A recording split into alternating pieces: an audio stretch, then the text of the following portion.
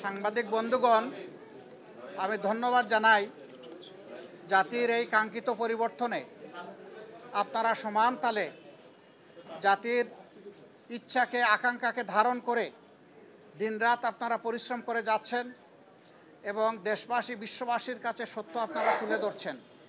এই জন্যে আমি আপনাদেরকে ধন্যবাদ জানিয়ে আমার কথা শুরু করছি।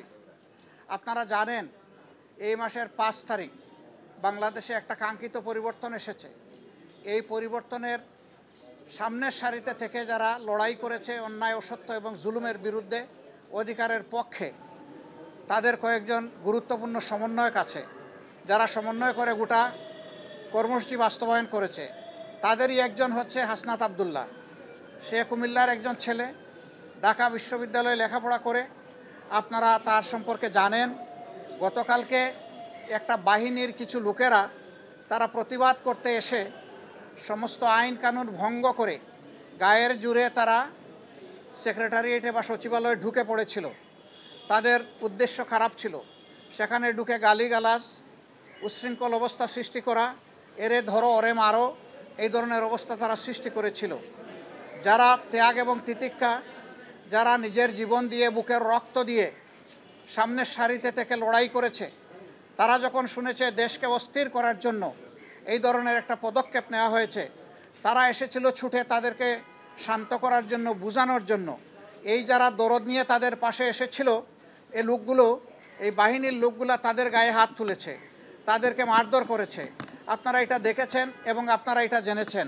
আপনাদের মাধ্যমেই আমাদের জানার সুযোগ হয়েছে, মিডিয়া আপনারা তুলে ধরেছেন।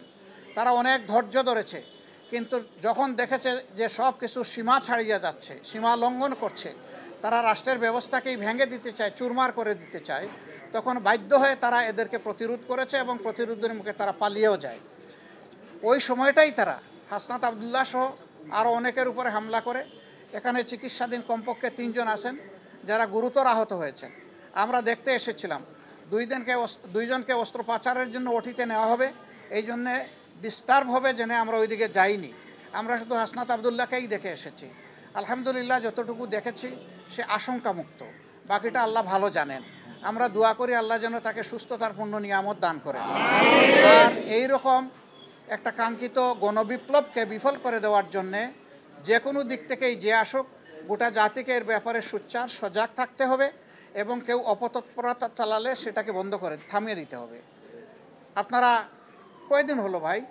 এখনও তো একটা মাস হয় নাই, সামান্য কয়টা দিন গিয়েছে। দুনিয়ার জমানো সমস্ত দাবি দাওয়া নিয়ে সবাই এখন রাস্তায় নেমে গেলে যারা এখন সরকারে বসেছেন তারা দেশটা গুছাবেন কিভাবে? এতদিন আপনাদের দাবি দেওয়া কোথায় ছিল?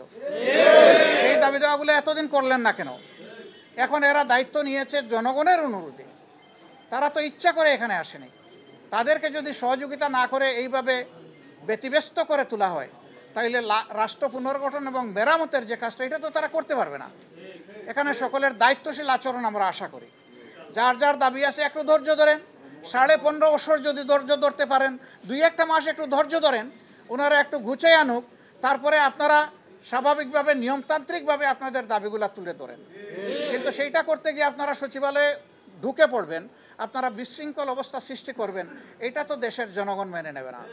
আপনারা কি দেশের জনগণের বিপক্ষে দাঁড়াতে চাচ্ছেন? এরকম যারা দুঃসাহস দেখাবে, জনগণ কিন্তু তাদেরকে ক্ষমা করবে না।